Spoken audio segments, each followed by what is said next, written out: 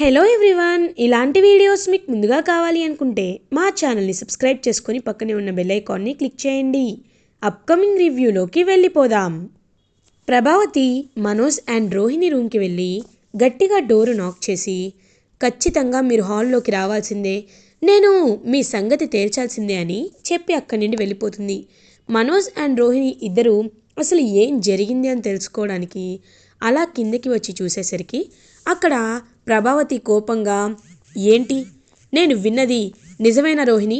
నువ్వు second time pregnant అవ్వడానికి డాక్టర్ని కలిసావా? అలాంటప్పుడు ఫస్ట్ టైం నువ్వు ప్రెగ్నెంట్ ఎప్పుడు అయ్యావు అని అడిగేసరికి ఒక్కసారిగా షాక్ అయిపోతుంది. ఇంకలా రోహిణి. మనోజ్ ఏమో, అమ్మా నువ్వేం మాట్లాడుతున్నావు? నువ్వు అసలు కరెక్ట్గానే మాట్లాడుతున్నావా? నువ్వు చెప్పేది తప్పమ్మా అని అంటాడు. ఒరేయ్ తిక్కలోడా, నీకే తెలీదురా, ఈ రోహిణి నిన్నే మోసం చేస్తుంది. నిజం చెప్పు రోహిణి, నువ్వు ఏం చేస్తున్నావు?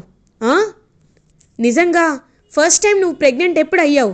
మీ పెళ్ళయ్యే కేవలం 6 నెలలే అవుతుంది. అలాంటప్పుడు నువ్వు ప్రెగ్నెంట్ ఎప్పుడయ్యావు అని అడుగుతుంది ప్రభావతి. అంటే నీకు మా మనోజ్ కంటే ముందే పెళ్ళయిందా? ఎవరినైనా పెళ్లి చేసుకొని దాచిపెడుతున్నావా అని అడిగేసరికి రోహిణి ఒక్కసారిగా ఏడుస్తూ ఉంటుంది. ఇంకా అలా బాలు, ఈ పార్లర్ అమ్మపై నాకు అప్పుడే డౌట్ వచ్చింది, కానీ మీరు మాత్రం ఎప్పుడూ వినిపించుకోరు, నా మాటని పట్టించుకోరు అని చెప్పి అలా ఇంక చూస్తూ ఉంటే, ఏంటి రోహిణి గోడ కొట్టిన సున్నంలా అలా నించున్నావేంటి? నువ్వు అలా ఉంటే ఎవరు ఇక్కడ సైలెంట్గా ఉండరు, ఏదో ఒక నిజం చెప్పాలి కదా అని అంటాడనమాట శృతి. ఇంకలా అందరూ తలొక మాట అడుగుతూ ఉంటే మనోజ్ ఏమో, రోహిణి ఇంకా నువ్వు విషయాన్ని దాచిపెట్టద్దు, నాకు చెప్పు అనేసరికి, అవును నేను నిజంగా ప్రెగ్నెంట్ అయ్యాను అని అనేసరికి ఒక్కసారిగా ఇంకా ఫ్యామిలీ మెంబర్స్ అందరూ షాక్లో ఉండిపోతారు. అంటే పెళ్ళికి ముందే, మనోజ్తో పెళ్ళికి ముందే తను ప్రెగ్నెంట్ అయ్యింది అని తెలుసుకొని ఒక్కసారిగా షాక్లో ఉండి ఎలా అయినా రోహిణిని ఇంట్లోండి గెంటేయాలి అని ప్రభావతి గట్టిగా ఫిక్స్ అవుతుంది. మేము నీలాంటి వాళ్ళని ఇంట్లో ఉండనివ్వం, కాబట్టి వెళ్ళిపో, మర్యాదగా ఇంట్లో ఉండి వెళ్ళిపో, నీలాంటి వాళ్ళకి, నీలాంటి నీచులకి నా ఇంట్లో స్థానం లేదు అని చెప్పి ఇంకా అలా గట్టిగా మెడపట్టుకొని రోహిణిని బయటికి గెంటేస్తూ ఉంటుంది ప్రభావతి. ఇంకా అలా కరెక్ట్గా అదే టైంకి అక్కడ మీనా పాపం రోహిణి దగ్గరికి వెళ్ళి ఆపుతుంది. రోహిణి నువ్వాగు అని అనేసరికి, ఏయ్ నువ్వేంటే, తనకెందుకు సంజాయిషి ఇస్తున్నావు? తన వైపు ఎందుకు నించుంటున్నావు అని అడుగుతుంది ప్రభావతి. అత్తయ్య గారు, మనుషులు అన్నాక ఎప్పుడో ఒక చెటు ఏదో ఒక రోజున తప్పు చేస్తారు, కానీ మీరు తన్ని ఎందుకని ఇంత హింసిస్తున్నారు? చూడండి, తనకి తెలియకుండా జరిగిన తప్పుని మీరు ఇలా అందరి ముందు బయట పెట్టి తన ఇంట్లోండి గెంటేయడం కరెక్ట్ కాదు. అసలే వాళ్ళ నాన్న జైల్లో ఉన్నారు, వాళ్ళ మేనమామ సింగపూర్లో ఉన్నాడు. ఇప్పుడు తను ఎక్కడికి వెళ్ళి బ్రతుకుతుంది, ఏమైపోతుంది అని అడుగుతుంది మీనా. మనోజ్, అయితే నాకేంటి, నా దగ్గర అంత పెద్ద నిజాన్ని దాచిన తను ఈ ఇంట్లో ఉండడానికి వీల్లేదు అని అంటాడు మనోజ్. వెంటనే బాలు, ఏరా లక్షలు మింగినవాడా, నీకు కొంచెమైనా ఆత్మాభిమానం ఉందా? కొంచెమైనా చేసిన కృతజ్ఞత అనేది గుర్తుంచుకుంటావా? పార్లర్ అమ్మ నిజం దాచిపెట్టిందంటే దానికి ఏదో కారణం ఉంటుంది. పోనీ నువ్వేమైనా మంచివాడివా? పుట్టినప్పటి నుండి రోహిణి పార్లర్ అమ్మని పెళ్లి చేసుకునేంత వరకు ఏ ఒక్క అమ్మాయి వైపు కూడా కన్నెత్తి చూడని క్యారెక్టర్ అనేది కాదు కదా. మా నాన్న కష్టార్జితం 30 ఏళ్ళు ఆయన డ్రైవర్గా చేసి కండలు కష్టపడి సంపాదించిన 40 లక్షల డబ్బుల్ని ఏం చేసావు? ఒక్క దెబ్బతో తీసుకెళ్ళిపోయావు. నువ్వు ఆ అమ్మాయి ఇద్దరు కలిసి చాలా నెలలు ఒకే ఇంట్లో ఉన్నారు. తర్వాత 40 లక్షల్ని ఆ అమ్మాయికి ఇచ్చేసావు. అలాంటప్పుడు నువ్వెలా మంచివాడివి అవుతావు అని అంటాడు బాలు. రే ఆయన నీకెందుకురా, నా మాటలు నీకెందుకు? నా ఫ్యామిలీ, నా పర్సనల్, నా వైఫ్ విషయంలో నువ్వు జోక్యం చేసుకోవద్దు. చూడు మీనా, నువ్వు తన్ని వదిలేసి లోపలికొస్తే అమ్మ నిన్నైనా ఉండనిస్తుంది, లేకపోతే తనతో పాటు నువ్వు కూడా వెళ్ళిపోవచ్చు అని అంటాడు మనోజ్. రేయ్ నా భార్యని బయటకు పొమ్మడానికి నువ్వెవర్రా అని అడుగుతాడు మనోజ్ని బాలు. రేయ్ మీరందరూ ఆగండి అని అంటారు సత్యం. ప్రభావతి ఏమో అలా చూస్తూ ఉంటే, ప్రభా ముందేం జరిగిందో మనకు తెలీదు, తన గతంలో ఏం జరిగిందో తను తెలీదు. పొరపాటున ఎక్కడో ఏదో చిన్న తప్పు జరిగుండొచ్చు. కానీ నీకు గుర్తుందా, తను మనోజ్ కోసం, మనోజ్ జీవితం కోసం ఎంతో పోరాడింది. వాళ్ళ నాన్న వాళ్ళని అడిగి 40 లక్షల్ని మనోజ్ కోసం తీసుకొచ్చింది.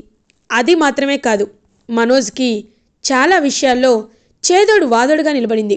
ఏరా మనోజ్, నీ గుండెలపై చేయి వేసుకొని చెప్పు, నిన్ను ఎప్పుడూ రోహిణి కాపాడలేదా? ఎలాంటి సమస్య నుండి రోహిణి బయటపడలేదా? బయటపడేసింది కదా. నీ తప్పుల్ని తనెలా అంగీకరించిందో తన తప్పుల్ని కూడా నువ్వు అంగీకరించాలి. నీలో తను ఎలా అయితే మంచిని చూస్తుందో నువ్వు కూడా తనలో మంచిని చూడాలి. లేదు, కుదరదు అంటే అది భార్యాభర్తల బంధమే అవ్వదు. కాబట్టి నేను చెప్తున్నాను, వెళ్ళరా, వెళ్ళి తను తీసుకురా అని అంటారు. ఇంక ప్రభావతి, లేదు నేను ఊరుకోను, అయినా ఈ పెళ్ళికి ముందే ఇన్ని తప్పులు మన దగ్గర దాచిపెట్టింది, ఇంకేని దాచిపెట్టిందో ఎవడికి తెలుసు అని అంటుంది. ఏ ప్రభావతి, మీరేమీ నా దగ్గర దాచిపెట్టలేదా? పెళ్ళికి ముందు మీ నాన్న నువ్వు డిగ్రీ వరకు చదివావని చెప్పాడు, కానీ తర్వాత నువ్వు 10th క్లాసే చదివావని తెలిసింది. ఆ విషయం దాచిపెట్టి పెళ్లి చేయలేదా? చేశారు కదా. అయినా నేను అడ్జస్ట్ అవుతున్నాను కదా. ఇప్పుడు ఏంటి? నా కోడలు ఇంటి నుండి బయటకు వెళ్ళడం నాకు ఇష్టం లేదు. తనకి నా అన్న వాళ్ళు ఇక్కడ ఎవరూ లేరు. అలాంటప్పుడు తను ఇక్కడే ఉండాలి. అమ్మా రోహిణి, నువ్వు రామ్మా అని అంటారు. ఇంక పాపం అలా మీనా ఏమో, రోహిణి నువ్వెవరికీ భయపడాల్సిన అవసరం లేదు, రా రోహిణి అని చెప్పి తన్నైతే తీసుకెళ్తుంది. ఇంకలా రోహిణి అయితే కన్నీళ్ళు పెట్టుకుని మీనాని హక్ చేసుకుంటుంది. మీనా, నువ్వు ఇవాళ నన్ను కాపాడకపోయింటే నేను ఎక్కడికి వెళ్ళిపోయేదాన్ని, నేను ఎలా బ్రతికేదాన్ని? ఖచ్చితంగా నువ్వు నన్ను ఆపకుండా ఈ ఇంట్లో నుండి వెళ్ళనివ్వకుండా చేసుంటే నేను ఖచ్చితంగా పైకే పోయేదాన్ని అని అంటూ. ఎందుకు అలా అంటావు? చూడు, ఎవరో తెలిసి తెలియక చేసే తప్పుల్ని మనం ఎప్పుడూ గుర్తుపెట్టుకోకూడదు. ఆ విషయాన్ని గుర్తుపెట్టుకో, సరేనా? సరే వెళ్దామా అని చెప్పి ఇంకలా రోహిణిని లోపలికి తీసుకొస్తుందన్నమాట మీనా.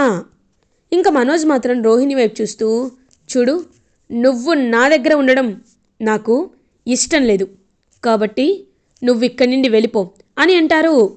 ఇది నా రూమ్ కూడా, నేను ఇక్కడే ఉంటాను కదా మనోజ్ అని అంటారు. నువ్వు ఇది రూమ్ అవ్వచ్చు, కానీ ఈ రూమ్ నా కోసం కదా ఇచ్చారు, అలాంటప్పుడు నేనే కదా ఉండాలి. సరే నువ్వు కింద పడుకో, నేను పైన పడుకుంటాను అని ఇంకలా మనోజ్ అయితే నిద్రపోతూ ఉంటే రోహిణి చాలా బాధపడుతుంది. నేను గతంలో చేసిన తప్పులే ఇప్పుడు నన్ను పాపాలుగా వెంటాడుతున్నాయి అని చాలా అంటే చాలా బాధపడుతూ ఉంటుందన్నమాట రోహిణి. ఇది ఇలా ఉండగా మార్నింగ్ అవుతుంది.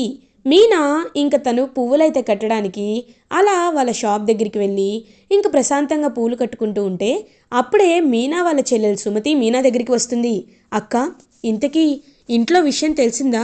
తెలిసిన వెంటనే వాళ్ళు ఏమన్నారక్క అని అడుగుతారు. తెలిసిపోయింది. ముందైతే తన్ని గెంటేయాలి అనుకున్నారు, కానీ తర్వాత గెంటేయలేదు, నేనే అడ్డుపడ్డాను, మావయ్య గారు కూడా సర్ది చెప్పారు అని అంటుంది మీనా. ఓ, అయితే తెలిసిపోయిందా? సర్లే, ఇంకా మహాతల్లి ఎన్ని విషయాలు దాచిందో అని అంటుంది. అలా అనకూడదు, తప్పు, నువ్వు వెళ్ళు అని చెప్పి ఇంకలా మీనా సుమతిని అక్కడి నుండి పంపించేస్తుంది.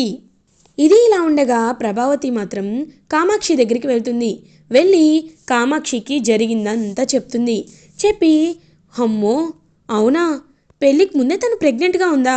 పోనీలే వదినా, ఈ కాలం ఆడపిల్లలు ఎలా ఉంటున్నారు, రోహిణి మనోజ్ని బాగానే చూసుకుంటుందిగా, ఆ విషయాన్ని పక్కన పెట్టేసే అని అంటుంది. నువ్వు ఈజీగా పెట్టేస్తావేమో, నేను మాత్రం పక్కన పెట్టలేను. అమ్మో ఎంత నమ్మానో అని బాధపడుతుంటే, సర్లే వదినా, ఆ విషయం చెప్పడానికే వచ్చావా, ఇంకేదైనా చెప్పడానికి వచ్చావా అని అంటారు. ఇన్నాళ్ళు నా 3 కొడుకుల్లో ఫస్ట్ మనోజ్కే పిల్లలు పుట్టాలి అనుకున్నాను. మనోజే ఫస్ట్ వారసునిస్తే ఆ ఆస్తి మనోజ్కి వెళ్తుంది కదా, నేను సంతోషంగా ఉండొచ్చు అనుకున్నాను. కానీ ఇప్పుడు అర్థమైంది, ఇదంతా ఉత్తి నాటకమని. అని బాధపడుతుంటే కరెక్ట్గా అదే టైంకి ఇంక ప్రభావతికి అయితే ఫోన్ కాల్ వస్తుంది. అలా ప్రభావతి కాల్ లిఫ్ట్ చేస్తుంది. హలో, ఎవరు? అవునా అని ఒక్కసారిగా షాక్ అయిపోతుంది. ఏమైంది అని అడిగేసరికి, కామాక్షి, నాకు భయంగా ఉంది కామాక్షి. మనం మొన్న భరతనాట్యం డ్యాన్స్ స్కూల్ని కండక్ట్ చేశాం కదా, ఆ డ్యాన్స్ క్లాస్లో నా శిష్యుడు ప్రేమ్ ఉన్నాడు కదా, వాడు ఒక అమ్మాయిని తీసుకొని ఏటో పారిపోయాడంట.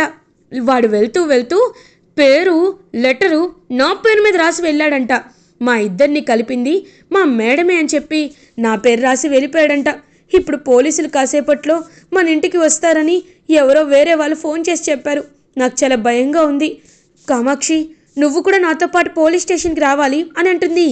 ఏంటి వదినా, నువ్వు వెళ్తున్నావు, నీ కష్టాల్ని నాకిద్దాం అనుకుంటున్నావా? అయినా నాకేం సంబంధం లేదు అని అంటుంది. అదేంటి కామాక్షి, నువ్వే కదా నాకు ఇంటికి రెంట్కి ఇచ్చింది, అలాంటప్పుడు నీకు నాకు ఖచ్చితంగా సంబంధం ఉంటుంది, రా వెళ్దామని చెప్పి ఇంకా భయపడిపోతూ ఉంటే అప్పుడే ఇన్స్పెక్టర్ వాళ్ళు వస్తారు. వచ్చి ఇంక తన వైపు అయితే చూస్తూ ఉంటారనమాట. ఇక్కడ ప్రభావతి అంటే ఎవరు అని అడుగుతారు. తను అని ప్రభావతి కామాక్షి వైపు వేలు చూపిస్తూ ఉంటుంది. వదినా, నీకు మైండ్ పోయిందా? కామాక్షి అంటే నీ పేరే వదినా అని అంటుంది ప్రభావతి. కామాక్షి, ఏంటో పేరు కూడా మర్చిపోతున్నాను. నేనే ప్రభావతి. ఏంటి అని అడుగుతుంది. మిమ్మల్ని ఎంక్వైరీ చేయాలి, పోలీస్ స్టేషన్కి రండి, లేడీ కానిస్టేబుల్స్ తన్ని తీసుకురండి అని ప్రభావతిని ఇంకా లేడీ కానిస్టేబుల్స్ అయితే తీసుకెళ్తారు. ఇంకా ప్రభావతి పోలీస్ స్టేషన్లో ఉంటుంది. కరెక్ట్గా అదే టైంకి ఇంకా అలా రవి అండ్ శృతి ఇద్దరు బైక్ పై వస్తూ ఉంటారు. కరెక్ట్గా ట్రాఫిక్ పోలీస్ అయితే బైక్ నాపుతారు. ఏయ్, లైసెన్స్ తీ అని అంటారు. లైసెన్సా సార్, మర్చిపోయాను సార్ అని అంటారు. అయితే లైసెన్స్ తీసుకొచ్చి బండిని తీసుకెళ్ళు, కానిస్టేబుల్స్ ఈ బైక్ని మన దగ్గరలో ఉన్న పిఎస్లో పెట్టండి అని ఇంకలా బైక్ని అయితే తీసుకువెళ్తారు. సార్ లైసెన్స్ తీసుకొచ్చేస్తాను సార్ అని చెప్పి ఇంకా రవి లైసెన్స్ తీసుకొని పోలీస్ స్టేషన్కి వెళ్ళేలోపు అక్కడ ప్రభావతి ఏడుస్తూ కనబడుతుంది. ఒక్కసారిగా షాక్ అయిపోతాడనమాట రవి. అమ్మా, ఏంటిది, నువ్వేంటి ఇలా, ఏమైంది అని అడుగుతాడు. ఒరే రవి, నన్ను కాపాడరా, ఇప్పుడు నువ్వు తప్ప నాకు ఇంకొక దిక్కు లేర్రా అని ఏడుస్తూ ఉంటుంది. అమ్మా, అసలు ఏమైందో ముందు చెప్పమ్మా, నాకు భయంగా ఉంది అని అంటారు. రేయ్, ఎవడో ప్రేమ్ వెళ్ళిపోయాడంట్రా అని ఏడుస్తూ ఉంటే, అవునా, ఈ విషయంలో నాకేం చేయాలో కూడా నాకు అర్థం కావట్లేదు, నేను ఒకసారి అన్నయ్యకి కాల్ చేస్తానని చెప్పి ఇంకా వెంటనే అలా ఫోన్ చేస్తాడనమాట బాలుకి రవి. బాలు మీనా ఇద్దరు కలిసి పోలీస్ స్టేషన్కి వస్తారు. ఏమైంది అని అడుగుతారు. ఏమైందంటే ఏం చెప్పమంటావు అన్నయ్య, అదే మన ఇంటి దగ్గర రోజు అమ్మని డ్రాప్ చేసేవాడు కదా ప్రేమ్ అనే ఒక అబ్బాయి, వాడు ఒక అమ్మాయితో పారిపోయాడంట. లెటర్లో అమ్మ పేరే రాసి పారిపోయాడంట, అది ట్విస్టు అని అంటారు. అవునా, అయ్యయ్యో, ఇప్పుడు మరి ఏం చేయాలి? ఖచ్చితంగా వాళ్ళు ఎంతో దూరం వెళ్ళుండర్లే, వాళ్ళు ఎక్కడికి వెళ్ళినా నేను తీసుకొస్తాను. హలో అమ్మవతి, నువ్వేమీ బాధపడద్దు, నేనున్నాను కదా, నేను చూసుకుంటాను అని ఇంకలా బాలు మీనా ఇద్దరు కలిపి బయలుదేరుతారు. ఖచ్చితంగా వాడి ఫోన్ ట్రేస్ చేస్తే వాడెక్కడున్నాడో తెలిసిపోతుంది అని ఇంకా ఫోన్ నెంబర్ ట్రేస్ చేస్తూ ఉంటే వాళ్ళైతే ఒక చోట దాక్కుని ఉంటారు. కరెక్ట్గా అదే టైంకి బాలు వాళ్ళేమో, రేయ్, ఎంతైనా వాడు చిన్నపిల్లాడు కదా, వాడిని జాగ్రత్తగా డీల్ చేయాలి, అసలే స్కూల్కి వెళ్ళేవాళ్ళు, మైనర్ని ఏమీ అనకూడదు అని అంటారు. అర్థమైంది, అనలేరా రాజేష్, రా వెళ్దామని చెప్పి ఇంకిద్దరూ వెళ్ళి పారిపోయిన ఆ శిష్యులిద్దరిని తీసుకొస్తారు. తీసుకొచ్చి పోలీస్ స్టేషన్లో అప్పచెప్తారు. వాళ్ళ నాన్న వాళ్ళతో, చూడండి, ముందు మీ బాబుని మీరు కరెక్ట్గా వెతకాలి, వాళ్ళని కంట్రోల్ చేయలేక స్కూల్ టీచర్గా డ్యాన్స్ టీచర్గా ఉన్న మా అమ్మనెందుకు మీరు ఇలా చేస్తున్నారు? అయినా మా అమ్మ ఏం తప్పు చేసింది? డ్యాన్స్ నేర్పించడం తప్ప, ఇంకొకసారి ఇలా చేయకండి అని గట్టిగా గడ్డి పెడతాడు. ఇంకా ఒక్కసారిగా ప్రభావతి అలా చూస్తూ ఉంటుందన్నమాట. పాపం బాలు వైపు, అమ్మవతి, చెప్పాను కదా నీకేమి కానివనని, రా వెళ్దాం అని తీసుకువెళ్తూ ఉంటే ఇంకలా పశ్చాత్తాపంతో బాలు వైపు చూస్తూ ఉంటుంది ప్రభావతి. ఇంకలా ఫర్ ది ఫస్ట్ టైం చాలా రోజుల తర్వాత అలా బాలుపై పాజిటివ్ ఇంప్రెషన్ అనేది కలుగుతుంది బాలుపై ప్రభావతికి. ఇంకా ప్రభావతిని అలా ఇంటికి తీసుకొస్తాడనమాట బాలు. కరెక్ట్గా అదే టైంకి మనోజ్ అయితే అలా కూర్చొని చూస్తూ ఉంటాడు. అప్పుడే ఇంకా మనోజ్ దగ్గరికి రవి వచ్చి, అన్నయ్య, అమ్మని అరెస్ట్ చేశారన్నయ్య, నువ్వు కూడా వెళ్ళి అన్నయ్యకి హెల్ప్ చేయొచ్చు కదా అని అడుగుతారు. నేనేం హెల్ప్ చేస్తాను? అయినా అమ్మకి డ్యాన్స్ క్లాస్ అవసరమా? అందరూ సంపాదిస్తున్నారని అమ్మ కూడా సంపాదించాలనుకుంటే అది కరెక్టేనా? కాదు కదా. ఎప్పుడూ చెప్తూనే ఉంటాను. అయినా అమ్మ వింటే కదా. వస్తే వచ్చింది, లేకపోతే జైల్లో ఉంటుంది, అది అమ్మ తప్పు అని అంటాడు మనోజ్. ఇంకా మనోజ్ క్యారెక్టర్ చూసి అసహ్యం వేస్తుంది ప్రభావతికి. ఎంతైనా వీడు నా కొడుకే కదా, అందుకే నా బుద్ధిలే వీడికి వచ్చాయి. తప్పు, నేను ఇన్ని రోజులు బాలు విషయంలో చాలా తప్పు చేశాను అని ఇంకా అలా బాధపడుతూ బాలు వైపు ప్రేమగా చూస్తూ ఉంటుంది ప్రభావతి. ఇలా ఎపిసోడ్ ఎండ్ అవుతుంది. ఫర్దర్ ఎపిసోడ్ రివ్యూస్ ముందుగా మీకు కావాలి అనుకుంటే మా ఛానల్ని సబ్స్క్రైబ్ చేసుకోండి. Thanks for watching.